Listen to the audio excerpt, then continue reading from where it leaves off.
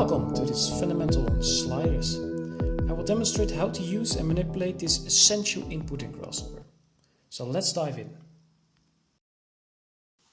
So let's input a number slider. This number slider comes standard from a range of 0 till 1 and a standard value of 0.25. If you double click on this value, you can change this value just by typing in. If you double click on the text, it opens up a dialog box and we have many more options to change.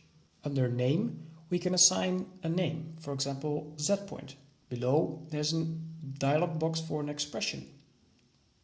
And grid style means what kind of shape and how this slider looks like. Below, we can specify the slider accuracy. And this is how the slider behaves. Standard it's on floating point, and below we can assign the digits.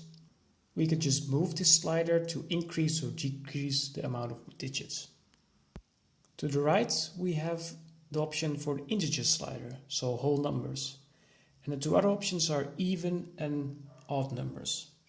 So let's leave it on an integer slider. Below we have options for numeric domain, and we have min, max and ranges options. If we change the range, then automatically the min and max will change. We can change the maximum value by left mouse button and dragging.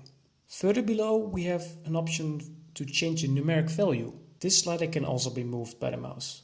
You can also change it by double clicking and specifying what kind of value you want. If you are satisfied with the result, you can just press OK and the integer slider is changed. Thank you for following this quick fundamental tutorial. Hope to see you in the next one.